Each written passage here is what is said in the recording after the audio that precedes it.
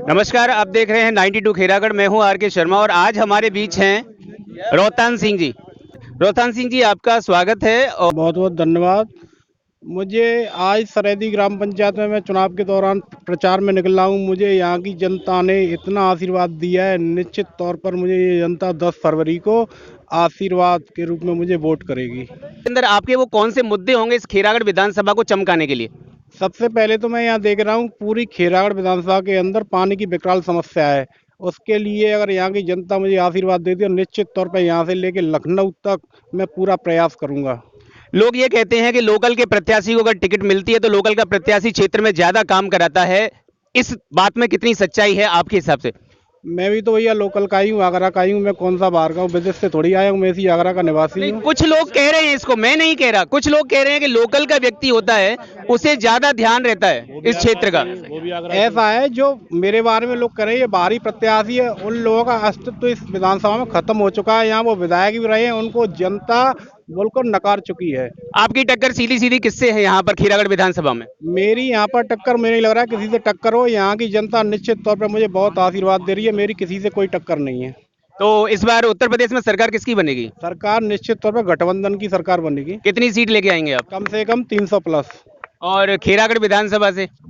खेरागढ़ विधानसभा जीत कम से कम मुझे लगता है, जो जनता का आशीर्वाद मिल रहा है, कम से कम 50,000 वोटों से जीत निश्चित है। बिल्कुल, हमारी बहुत बहुत शुभकामनाएं हैं आपके साथ में और बहुत बहुत धन्यवाद। आपके लिए बहुत बहुत शुभकामनाएं। धन्यवाद, बहुत बहुत धन्यवाद। देखिए, यहाँ तक बात है कि समाजवादी पार्टी और राष्ट्रीय लोकदल के जो गठबंधन के प्रत्याशी हैं रोहतान सिंह, उनका जो परिवार के लोग हैं वो पहले से ही राजनीति में हैं। उनके पिताजी जो है जिला पंचायत सदस्य रहे और इससे पूर्व में ब्लॉक प्रमुख रहे। और अब जो रोहतान सिंह जी यहाँ खेरागढ़ में विधानसभा का चुनाव लड़ रहे हैं राष्ट्रीय लोकदल और समाजवादी पार्टी गठबंधन से, इनको जो इनके साथ चल रहे हैं, यहाँ क्षेत्र में उनको अभूतपूर्व जन समर्थन मिल रहा है। और निश्चित तौर पर आगामी 10 मार्च को यहाँ की जनता श्री रोहतान सिंह जी को भारी बहुमत से विजयी बनाएगी, ऐसा हमारा विश्वास है। एक पार्टी चला करती थी देश बचाओ पार्टी जी, आपने उसमें से छोड़ करके? नहीं छोड़ा नहीं है मैंने, मैं आपको बताऊंगा।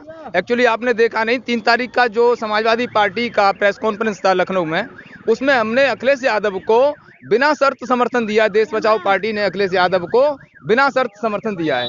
तो आपको लगता है कि देश बचाओ पार्टी में ये समाजवादी पार्टी और राष्ट्रीय लोकदल दोनों देश को बचाने का काम करेंगे? नहीं, एक्चुअल में सबसे पहले देश को बचाने की जरूरत है। जो आज एक नैरेटिव, एक छोटी मानसिकता के लोगों ने देश पर कब्जा जमाया है और इन्होंने जो है देश को तोड़ने का काम किया है। इन्होंने किसानों को परेशान किया, इन्होंने मजदूर वर्ग को परेशान किया। तो किसानों को और मजदूर वर्ग को, किसानों को तो बहुत सारा पैसा दिया है ना योगी जी ने, मोदी जी ने, सरकार दे रही है उनको। किसानों को भी बहुत सारी सुविधाएं मिली हैं। असल में उसको आप पैसे को जो दे रहे हैं ना, वो किसान सम्मान निधि के नाम से योजना है। तो उस पैसे को आप कैलकुलेट करेंगे तो 16 रुपए 8 आने प्रतिदिन के हिसाब से एक परिवार के बट में आते हैं, क्योंकि एक आदमी को पैसा आता है, वो पूरे परिवार के हर मेंबर को नहीं आता। परिवार में एक मुखिया को पैसा आता है, उसको अगर डिवाइड करेंगे 365 दिन में उनके पैसे को, तो 16 रुपए 8 आने आते हैं। जहाँ तक है कि वो मेरे हिसाब से नाकाफी है, उनके मुंह में जीरा भी नहीं है। तो इन चीज़ों के बारे में क्या कह सकते हैं? ये तो जो लोग जान रहे हैं ज़मीन पर, जिनकी किसानों की बीमा सुनिश्चित नहीं है फसलों का, या फिर खाद के बारे में जो किल्लत हुई है किसान को, और बिजली के बिल लगातार इन लोगों ने बढ़ाए हैं। और राष्ट्रीय लोकदल असल में क्या है कि जमीन से जुड़ी हुई पार्टी है, और किसान जो है, राष्ट्रीय लोकदल के जो नेता थे लीडर चौधरी चरण सिंह जी, वो किसानों के मसीहा थे। तो उनकी एक जो विचारधारा है वो बाकी विचारधारा अनुसरण करने योग्य है। उनके साथ मिलकर चलने वाली विचारधारा एक अच्छी विचारधारा है। इसलिए जहाँ तक मैं समझता हूँ कि हम सब लोगों ने मिलकर इस विचारधारा को पोषित करने का काम कर रहे हैं हम लोग। तो इस बार मुख्यमंत्री कौन बन रहा है? मुख्यमंत्री अखिलेश यादव निश्चित तौर पर बनेंगे, इसमें कोई दो राय नहीं है। खेरागढ़ विधानसभा से किसको पहुंचा रहे हैं लखनऊ? खेरागढ़ विधानसभा से रोहतान सिंह जी निश्चित ही जीत प्राप्त कर रहे हैं, इसमें कोई दो राय नहीं है।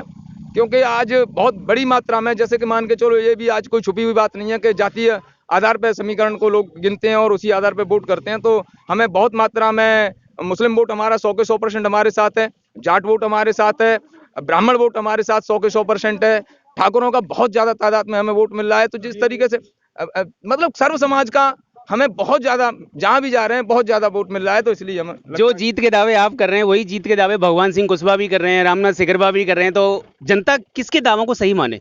जनता ही फैसला करेगी, जनता दावों से नहीं मानेगी, जनता खुद फैसला करेगी कि हमें किस सोच को, किस विचारधारा को आगे बढ़ाना है, तो ये तो जनता ही फैसला करेगी। वो जनता ही तो कह रही है जो राम को लाए हम उनको लाएंगे। राम को कौन ला सकता है? ये कैसी सवाल कर रहे हैं भैया आप भी। मैं नहीं कह रहा, ये जनता कह रही है। जनता नहीं कह रही, ये कुछ लोग हैं जो इतने भ्रमित हो गए, इतने पागल हो गए हैं, जिन्हें ये इतने इस शब्द के मायने तक नहीं पता कि जो राम को लाए कौन है, किसकी औकात है इस धरती पे जो राम को ला सकता है। राम हमारे आत्मा है, राम हमारे आराध्य हैं, राम इस सृष्टि का आधार है।